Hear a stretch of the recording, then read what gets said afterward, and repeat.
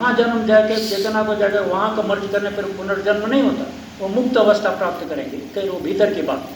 तो मगर अभी हिस्टोरिकली क्योंकि वहाँ सदाशिव रह के ऑर्गेनाइज किया, उस जगह को काशी नाम पड़ गया और वाराणसी भी पड़ गया, और समर कैपिटल था हिमालय, हिमाचल प्रदेश, शिवला। तो अब तक जो बोल रहे हैं एवरेस्ट मानव सरोवर, उस टाइम का समर का था। तो इस तरह का दो उनकी राजधानी थी। और उस टाइम लोग रहते थे पहाड़ों पर, पहाड़ों को पड़ता था बोलते हैं गोत्र। गोत्र माने आज बोलते हैं कश्यप गोत्र, गोत्र, ये गोत्र का आरंभ कहाँ हुआ? जो उन दिनों में लोग पहाड़ों पर रहते थे ट्राइब्स करके, और गोत्र, गोत्र का जो गोत्र का हेड था, जो ऋषि है कश्यप है, जो तो राजा गोत्र का नहीं होता था, कोई ऋषि मुनि जिनको मान के जाते थे, उस गोत्र का उस पहाड़ में रहने वाला को हेड था।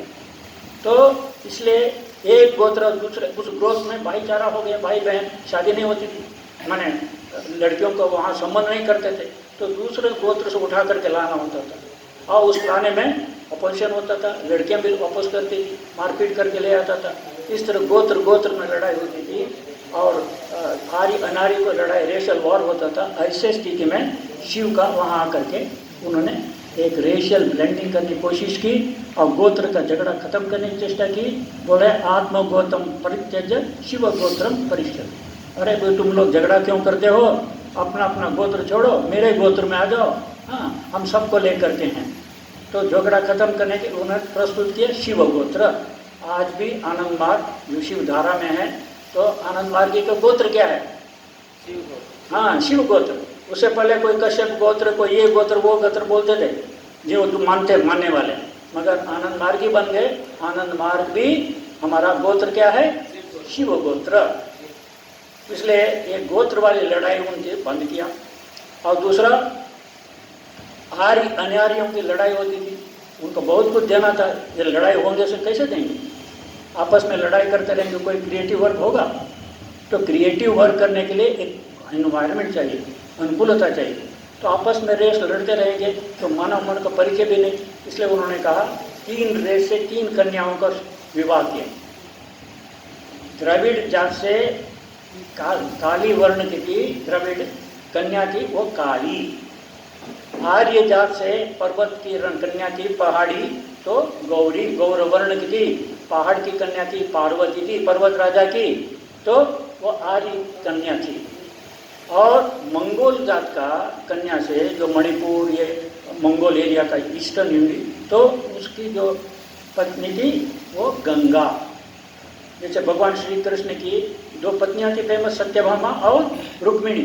रुक्मिणी नॉर्थ ईस्ट की थी और सत्यभामा कर्नाटक की थी। तो कृष्ण के भी जो ऑफिशियल 2 पत्नियां है ना।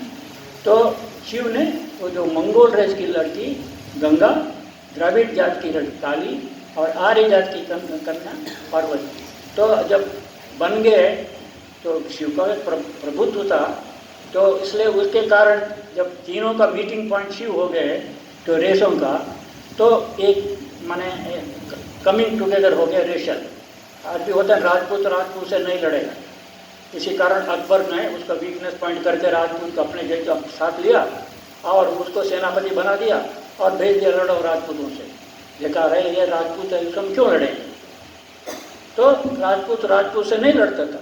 उसी तरह जब ये हमारा हो गया दामाद, हमारे रेस का एक कमिंग टुगेदर हो गया, मगर फिर भी दक्ष पार्वती का पिता, हाँ दक्ष, और रेशियल कॉम्प्लेक्स था, आर्य था, इनको अनारी करके कंडेम करते थे, नहीं चाहते थे अपने बेटी से शादी करें। वो कहानियाँ अब सब लोग सुना है, मगर उन्होंने जिद करके हम शादी करेंगे तो उन्हीं से करेंगे। तो पिता का नाखुश करके भी वो जा करके स्वयंवर कर लिया। वो एक कहानी। तो इस तरह तीनों को रेस करके शिव एक कॉमन पॉइंट हो गया रेशियल ब्लेंडिंग का। तो उनका एक पुत्र था, उनका नाम था भैरव, और पुत्री थी, उनके नाम था भैरवी। और गंगा का भी पुत्र था कार्तिकेय। और इसमें आगे बताऊंगा शिव के अवदान में, ये जो उनका एक फैमिली थी। और शिव जो है तंत्र साधना सिखाने के लिए उनका मिशन था मानव जीवन में आध्यात्मिक फाउंडेशन डालना। पशु जैसे मनुष्य, आप सोच सकते हैं है ना। स्त्री भी स्वेच्छाचारिणी, पुरुष भी स्वेच्छाचारिणी, जैसे कुकुर घूमते हैं, सीजन आ गया मीटिंग करते हैं, तो ये उसी तरह का कोई इसमें वैवाहिक उस दाम्पत्य कोई कॉन्सेप्ट ही नहीं था। स्वेच्छाचारिणी होकर घूमते थे। शिव ने देखा सबसे बड़ा मुश्किल होता है लेडीज को, तो ये जो स्वेच्छाचार हो गया, बच्चा पैदा हो गया, कौन उसको रक्षा करेगा। हाँ, इतना भयानक नेचर हॉस्टाइल है, रेशियल वॉर हो रहा है, तो इनकी व्यवस्था बड़ी होती थी। बच्चे को जो बहुत पॉसिबिलिटी है, प्रोटेक्ट ही नहीं कर पाती थी माँ भी, है। तो जाके वैसे स्त्री जाके शिव का एक प्रभुत्व स्थापित हो गया। शिव के दरवाजे खटखटाया, शिव हमारा उद्धार करो। तो शिव ने देखा, ये सोच करके उन्होंने विवाह सिस्टम इंट्रोड्यूस किया। उससे पहले विवाह नहीं था। विवाह माने क्या है? वहन करना, रेस्पॉन्सिबिलिटी एश्यूम करना, बोलते ना, वहन कर लिया, मैंने इसको वहन कर लिया। तो विशेष रूप से दायित्व वहन करना एक सिस्टम करके स्त्री ने अपने जिसमें शादी करेगी उसका दाम्पत्य जीवन का रेस्पॉन्सिबिलिटी ली, और पुरुष ने भी इसके लिए पूरी रेस्पॉन्सिबिलिटी ली। तो ये करके जो म्यूचुअल रेस्पॉन्सिबिलिटी एक दूसरे के बंध गए, उसी सिस्टम को बोल के विवाह। तो एक्स्ट्रा माने विवाह बाहर जाके माने रिलेशंस नहीं होगा। तो she got protection and children also got father. कौन है पता चला, नहीं तो फादर भी कौन पता नहीं चलता था, तो फादर कौन पता चला, फैमिली कॉन्सेप्ट था। तो ये जो विवाह सिस्टम दिया, उससे पहले ये नहीं था। शिव का एक अवदान, और मैं अवदान में आ गया। दूसरा धर्म बोध, शिव का दूसरा कंट्रीब्यूशन है धर्म बोध। उससे पहले श्रुति में, वेद में 4 प्रकार के वेद है, ऋग्वेद, यजुर्वेद, अथर्ववेद और सॉन्ग पोर्शन निकाल करके सामवेद। तो ये जो वेदों में मंत्रोच्चारण अलग अलग विधि, उपासना विधि अलग अलग ऋषियों का अलग अलग मत। तो धर्म का जो कॉन्सेप्ट क्लियर नहीं था। तो शिव ने देखा मनुष्य क्या चाहता है, उनका सर्वज्ञ थे, अंदर झांक लिया मानव मन में क्या चाहता है मनुष्य। देखा ये शांति चाहता है, परमा शांति चाहता है, ये अनंत प्राप्त करना चाहता है। ये अनंत को कैसे पाए, ये उसका धर्म है, स्वभाव है। तो इसलिए धर्म, ये कॉन्सेप्ट ऑफ धर्म बोध है ना, धर्म बोध पहले नहीं था, धर्म बोध जगाया और उसको प्राप्त करने की धर्म साधना दी। वो धर्म साधना ही तंत्र। और लोग तंत्र में माठा उच्चारण करना भयानक सीधी है, मैं तांत्रिक हूँ, रुद्राक्ष पकड़ लिया, हाँ, और जो हड्डी वड्डी पकड़ लिया, तांत्रिक हूँ। ये तंत्र नहीं। तंत्र, तन मीन्स एक्सपांशन, त्रय माने त्राण देना, शक्ति देके त्राण देके एक्सपांड करके उसके बंधन को मुक्त करना। मान लो हमारा मुट्ठी है, बंधित है, मैं अंदर से मैं एक्सपांड, ये बांध रहे, हमको एक्सपांड करने नहीं देता, तो कैसे तोड़ेंगे? अंदर से ताकत दो, एक्सपांड करो। एक्सपांड करने पर ये जो बंधन है, पाश है, टूट जाएंगे। तो चेतना बंधित है, तो ऐसी साधना दो जिसके माध्यम से इनर एक्सपांशन हो जाए, बंधन कट जाए और इनफाइनाइट की ओर जाए। इस शास्त्र को, इस सिस्टम को उन्हें नाम दिया तंत्र। और ये दूसरा डेफिनेशन, त माने जड़ता, आदमी चैतन्य जड़वत हो गया, पत्थर जैसा हो गया, उसको एक्सपांड करना, जड़ता से मुक्त करना है, त से मुक्त करना, वो शास्त्र तंत्र। त से मैंने जड़ता से मुक्त करना तंत्र, और बंधनों से मुक्त करना तंत्र। पाश बद्धे भवे जीव, पाश मुक्त भवे शिव। शिव माने मुक्त चैतन्य और बद्ध चैतन्य, अंतर क्या है? पाश। जो पाश ने चेतना को बांध दिया वो जीव है, जीवात्मा। अब पाश से वो मुक्त हो गया, वो शिव है, परमात्मा। तो पाश ही वो, और ये चेतना का 2 स्तर है, बीच में पाश है।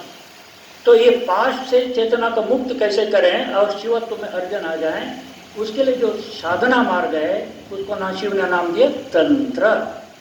प्राण दे करके एक्सपांड करना तंत्र। योग तो जुड़ने का है, तंत्र एक्सपांशन का है। योग जो है जीवात्मा परमात्मा को एक होकर के मिल जाना, एक पॉइंट पर लाना। तंत्र क्या है? खोल देना है ना, मन को पूरा, मन की गांठ को पूरा खोलो और ट्रांसफॉर्म हो जाए चैतन्य में। तो यद्यपि मुक्त होने के लिए एक की ओर ले जाओ, दूसरा अनंत की ओर फैलाओ, दोनों का पीछे साधना है। योग अंदर का पोर्शन, तंत्र बाहर से अप्रोच है। तो योग तंत्र का इनर पार्ट, अभी सब्जेक्ट नहीं, तो शिव ने तंत्र दिया और तो इसलिए तंत्र के आदि गुरु हैं वो, और योग भी सिखाए, वो योगेश्वर भी हैं, है ना। इनर पार्ट ऑफ तंत्र इज योग, और उसका एक्सटर्नल सपोर्ट दे करके बहुत सारे प्रैक्टिस जोड़ दिया, तो ये तंत्र इज वाइडर देन योग शास्त्र, ठीक है। तो जैसे बेल है, अंदर का मधु खाने का, मगर बाहर का उसको प्रोटेक्टिंग कवर भी हार्ड है, तो तंत्र बाहर से हार्ड लगता है कि भीतर से वो कोमल है। तो अभी उस पर विस्तार नहीं करेंगे। तंत्र धर्म बोध दिया, तंत्र साधना दी, और म्यूजिक नहीं था, डांस जानते नहीं थे, खुश हो गया, बजा दिया, नाचा, है ना। तो मगर उसमें कोई सिस्टम नहीं था। तो उन्होंने देखा कि स रे ग म प द नी, सुर सप्तक, तो सात ध्वनि को फिर सप्तम जाकर के अष्टम में फिर दूसरे लेवल में शुरू होता है। ये सुर सप्तक का आविष्कार किया शिव ने, और उसके आधार पर राग रागिनियों को डेवलप किया, और इसको राग रागिनी डेवलप करने में साथ दिया उनका पत्नी वो पार्वती, है ना। शिव और पार्वती जी ने मिल करके, है ना, क्या किया, ये सूर सप्तक शिव ने इन्वेंट किया, उस पर राग रागिनियों को डेवलप किया, अनेक रागों को। तो he made the world musical. उससे पहले म्यूजिक नहीं था, बजाने का वाद्य नहीं था, तो शिव ने वीणा को आविष्कार किया। तो तार नहीं था, तो माने बिल्ली का आंतड़े को सुखा करके जो तार जैसा बनता है, तो समझो कि उस जमाने में ये सब चीज़ नहीं था। तो इंस्ट्रूमेंट जो है तैयार करके, होता है ना कद्दू का वो जो बड़ा, उस पर साध करके और सुर को निकाल करके राग रागिनी के, इसलिए वो आज ही वीणा उनकी रुद्र वीणा, शिव का जो म्यूजिकल इंस्ट्रूमेंट था रुद्र वीणा, उस पर यह रागों को साधा। कितना कठिन काम था। सुर सप्तक दिया, राग रागिनी किया, वाद्य शास्त्र को डेवलप किया। ये संगीत में 3 पार्ट है, गाना, बजाना, नाचना। तो गाना भी दिया सुर सप्तक संगीत, नाचना भी सिखा दिया। जैसे तांडव है, पार्वती ने ललित मुद्रा में नाचने का सिखा दिया। हाँ, उसका ललित माने सॉफ्ट वे ऑफ डांसिंग मुद्राओं के साथ। तो ये डांस करते नटराज कहला दिए, है ना। सुर सप नाद तनु माने गए। तो ये जो डमरू अनेक तो निकला, तो इसलिए शिव जो नटराज थे और सुर सप्तक दिया इत्यादि। He made the world musical. तो कैसे डांस ना, उसमें सिस्टम दिया। मुद्रा, मुद्रा शास्त्र। मुद्रा क्या होती है, मुद्रा और आसन में अंतर क्या है। आसन एक प्रकार इंटरनल ऑर्गन एक्सरसाइज, मगर मुद्रा भाव प्रदान है, एक्शन नहीं है, मगर भाव व्यक्त हो रहा है। जैसे आप कुछ नहीं बोल रहे, एक नमन मुद्रा और आशीर्वाद, तुम डरो मत, पीछे मैं हूँ और सपोर्ट में मैं हूँ, बर अभय मुद्रा। बातचीत नहीं कर रहे हैं, उस मुद्रा से भाव को एक्सप्रेस कर रहे हैं, वो वाइब्रेशन छोड़ रहे हैं। बिना साउंड का एक्सप्रेशन, मेंटली वाइब्रेशन छोड़ दिया, तो उसका बॉडी की इक्विवेलेंट ऐसा है। तो इस तरह अनेक मुद्राओं को दिया, है ना। मुद्राओं को, मुद्रा विज्ञान, नाचने का, गाने का, तो ये सारा करके उनका कंट्रीब्यूशन उससे पहले नहीं था, ठीक है। तो नेक्स्ट वी कम टू स्वर शास्त्र। जो कॉस्मिक में एनर्जी का एक फ्लो है, वो फ्लो आपके बॉडी में भी चलता है ना। तो मगर वही जो फ्लो जो है कभी एक्सप्रेस होता है राइट नोस्ट्रिल से, कभी लेफ्ट।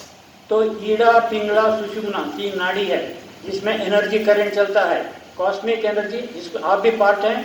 तो वो पार्ट के मुताबिक आपके द्वारा भी वो कॉस्मिक फ्लो हो रहा है।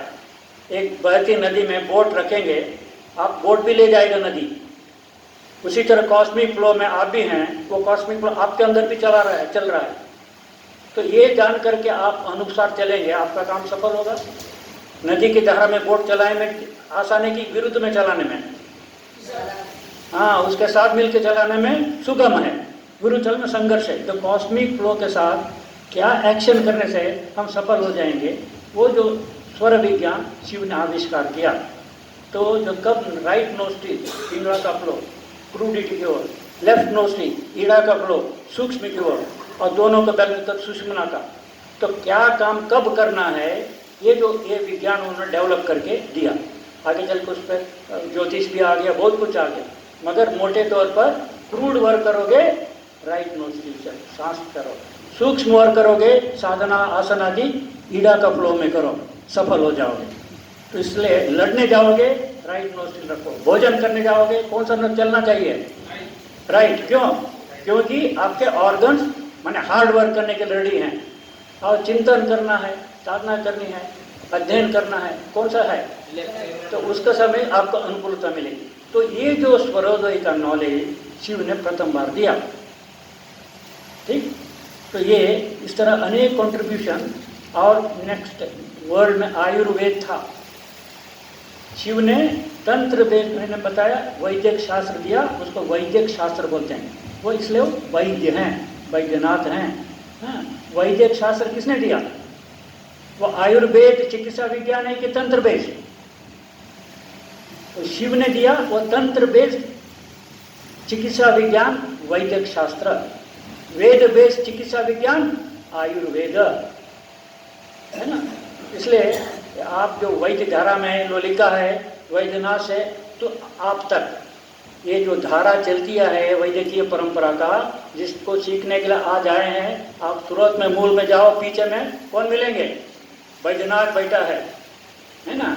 तो उनके सहारा लेके, इसलिए वैद्यनाथ जाए ना, पहले क्या होता था, गुरु बनाने के पहले गुरु के चरण पर करके माने सीखा जाता था, नाट्य शास्त्र के गुरु के पास करके, सदाशिव के पास गुरु रूप में करके नाट्य शास्त्र सिखाया जाता गुरुकुल में।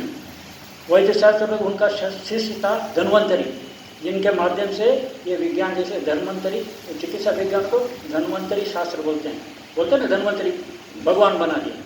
जैसे भरत को उनका शिष्य थे, दान से क्या भरतनाट्यम बन गया, तो नाट्य विज्ञान भरत का माध्यम दिया, चिकित्सा विज्ञान धन्वंतरी के माध्यम दिया, और तंत्र का अपना बेटा भैरव के माध्यम से दिया। तो श्रावण मास में बम बोले करके निकलते हैं, श्रावण मास इतना पवित्र क्यों बन गया शिव भक्तों को, और मास क्यों नहीं, क्योंकि श्रावण पूर्णिमा का दिन में शिव ने गुरु रूप धारण किया। जैसे शादी करने बाद पिता रूप धारण किया, हस्बैंड रूप धारण किया, है नहीं, उसी तरह उन्होंने शिष्य, ये विज्ञान तंत्र शास्त्र को, अध्यात्म विज्ञान को सिखाने के लिए गुरु बन गए, गुरु धारण किया, और अपना बेटे भैरव को साधना सिखाई। तो फर्स्ट दीक्षा, तंत्र की दीक्षा उन्होंने अपने बेटे को दिया, इसलिए वो गुरु रूप धारण किया, और बेटी को भी दीक्षा दी भैरवी को। तो गुरु रूप धारण करने के ये जो परंपरा आ गई, उसके कारण जितने शिव भक्त हैं ये श्रावण पूर्णिमा को महत्वपूर्ण मानते हैं, क्योंकि उनके माध्यम से हमको उपासना विज्ञान मिल गया, हाँ, गुरु पूजा। तो ये है श्रावण मास। इसलिए श्रावण मास में क्या बोल बम बोलते हैं ना, हाँ, तो बोल बम क्या है, बोलिए, हर हर बम बम, हर हर बम बम, सुना है ना, हर हर समझ में आ गया, हर कण में, आकाश में, वो कण कण में एनर्जी में प्रकट हो रही है। र मीन्स एनर्जी का बीजमन, ह मीन्स व्योम तत्व, तो आकाश तत्व में एनर्जी का संचालन हो रहा है। सूक्ष्म तत्व आकाश तत्व, एनर्जी वहाँ का नीचे आके नीचे उतरती है। तो ये जो एनर्जी आकाश तत्व प्रकट हो रही है, ह र, आकाश तत्व का कंट्रोलिंग साउंड हर, और एनर्जी का सिंबॉलिक वर्ड अक्षर र, ह र, बम बम, व्योम व्योम, कण कण में हर है, कण कण में हर है। थिंक ऑफ हिम, हर हर में वो है जो दिया है, ले भी जाएंगे, माने सावधान, हर हर बम व्योम। तो हर हर व्योम व्योम बन गया हर हर बम बम, हर हर बम बम, हर हर व्योम व्योम, हर हर व्योम व्योम, है ना। भूलो मत, कण कण में है लेने वाला बैठा हुआ है, हाँ, उछल कूद करो मगर याद रखो, थिंक ऑफ, मैंने जो अपने डेथ को याद रखेगा वो हमेशा जागृत रहेगा, और डेथ, अरे वो उसका डेथ किसी का है तो टाइम वेस्ट करेगा, मगर जो वो थिंक ऑफ, ये बड़ा अल्प दिन के लिए जीवन मिला है, बहुत कुछ करना है, तो जीवन अच्छी तरह दिएगा। तो लेने वाला पीछे पड़ा हुआ है, हर हर बम बम बन गया हर हर बम बम। तो रायपुर में बाबा आए थे गुरुदेव, तो उस टाइम यही मास था। तो बाबा ने तांडव दिया था, सिखाया था, हाथ में खोपड़ी, सिंबल ऑफ डेथ। ये जो तांडव डांस है ना, क्या है ना हाथ में, तांडव क्या है, स्पिरिट क्या है, तुम्हारे पीछे मौत खड़ी है, तुम्हारे पीछे रोग तुमको खाने मारने के लिए आया है, तुम्हारे पीछे शत्रु है, हाँ, तुम्हारे मारने के लिए, तुम क्या सरेंडर करोगे, हाथ जोड़ोगे?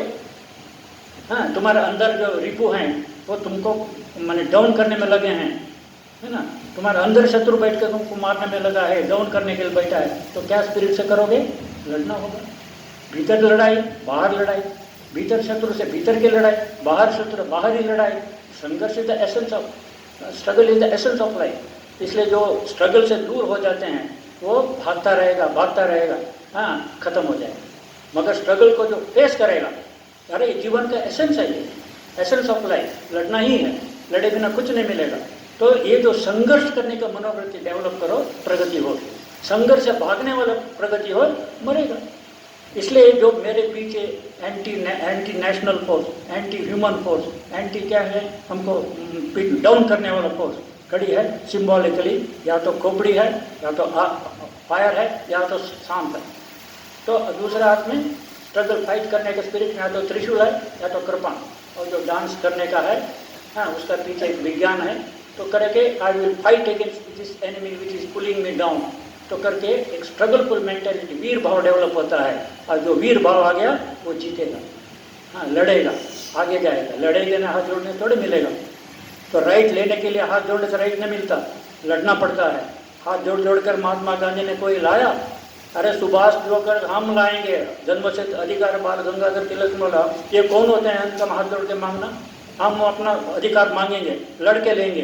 सुभाष ने कहा यहाँ से नहीं होगा, गांधीवाद से नहीं होगा, हमको बाहर लड़ करके करना है। उसके डर के कारण अंग्रेज लोग सरेंडर किया, गांधीवाद से नहीं हुआ। तो जो लड़ने के लिए मन बनाएगा, दुश्मन भी घबरा जाएगा।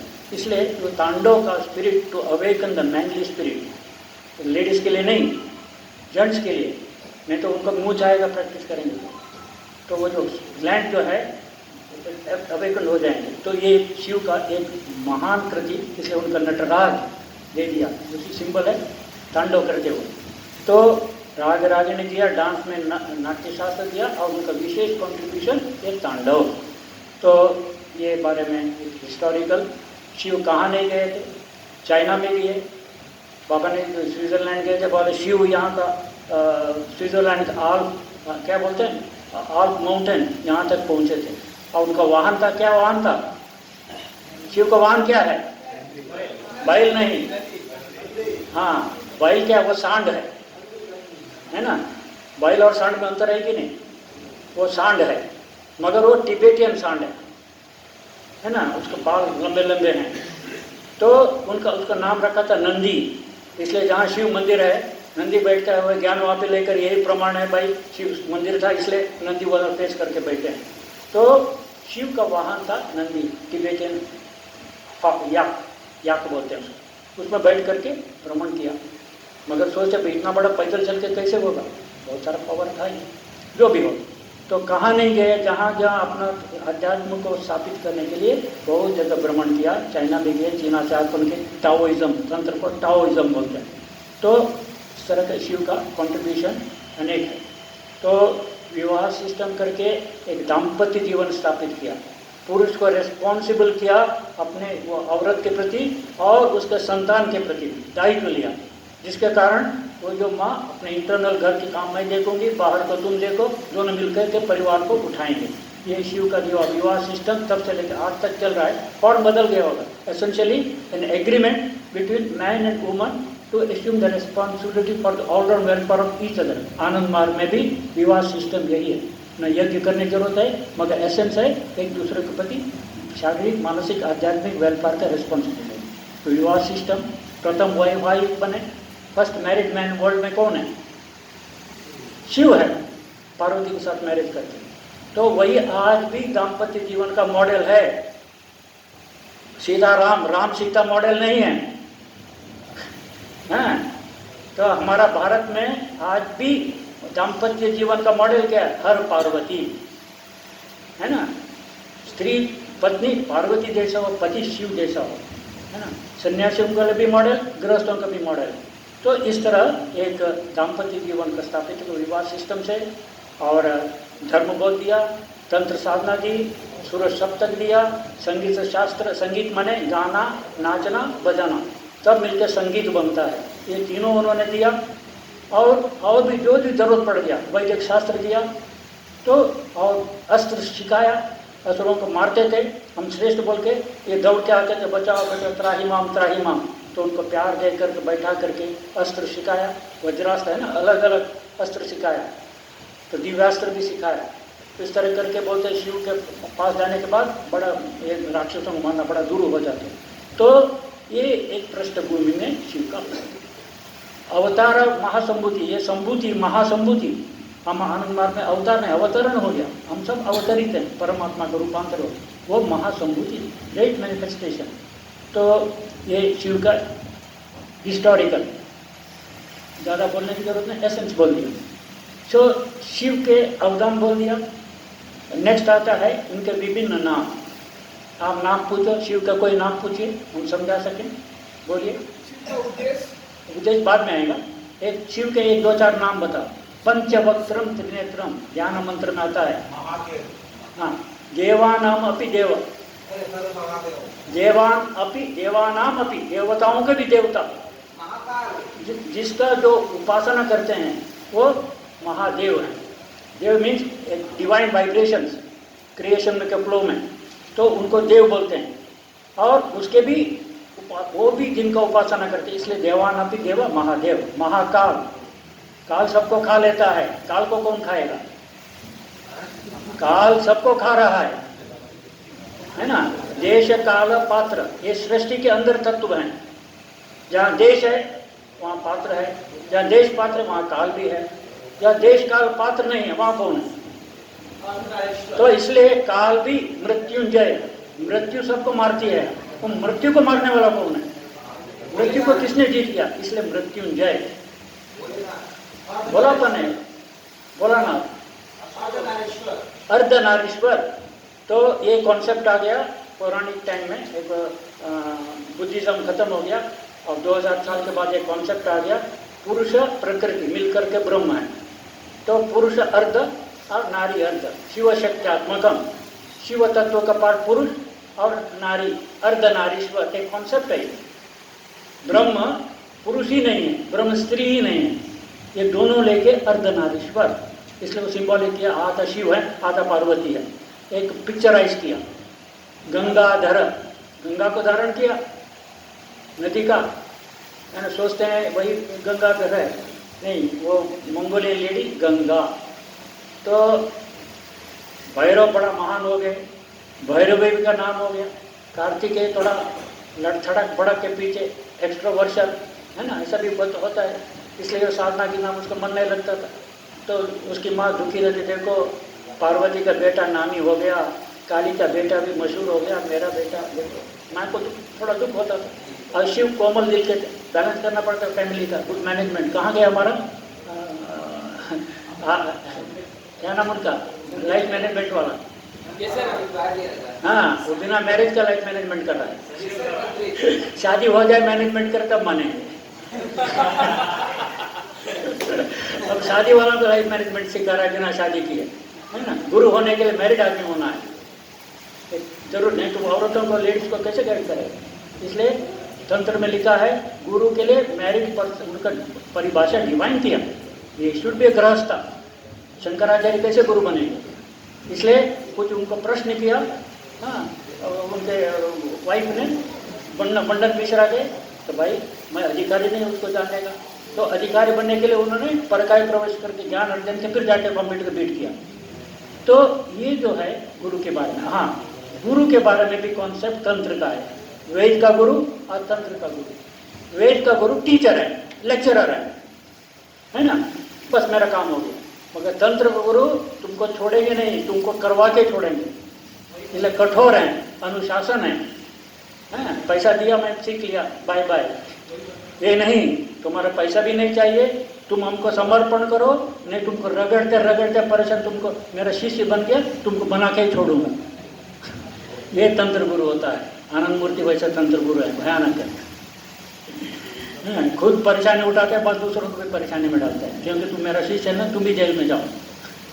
मैं जेल में गया और तुमको भी जेल में रखूँगा, तब तो मानूंगा तुम मेरा शिष्य हो।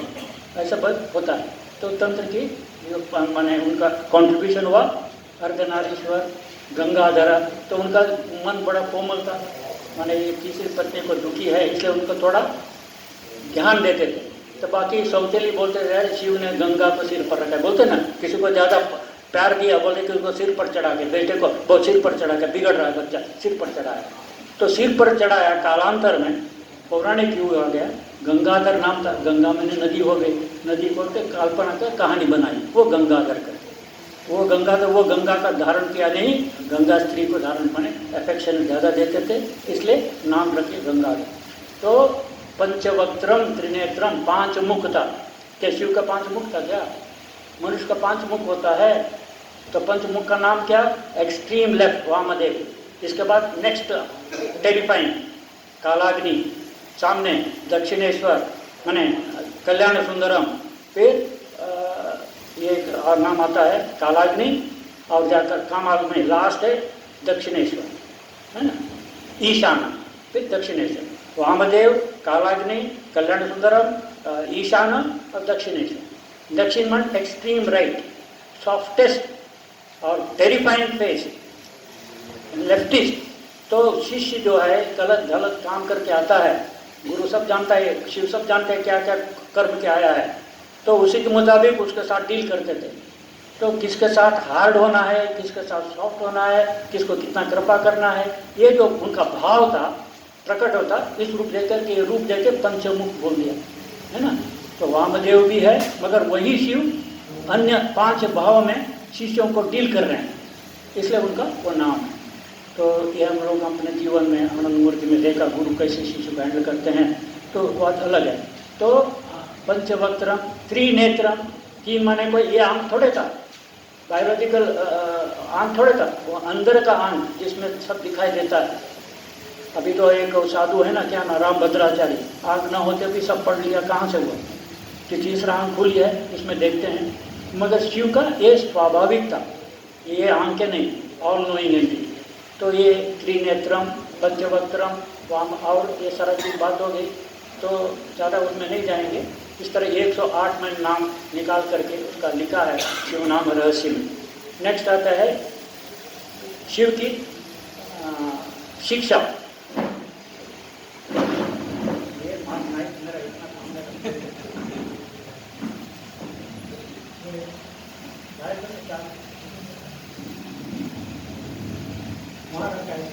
चार्ट देखा था हमने, चार्ट बार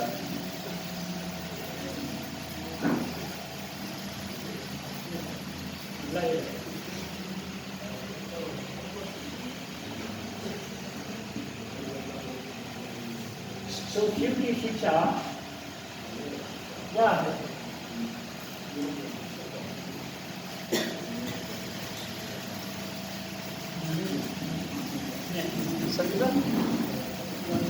लंबा लंबा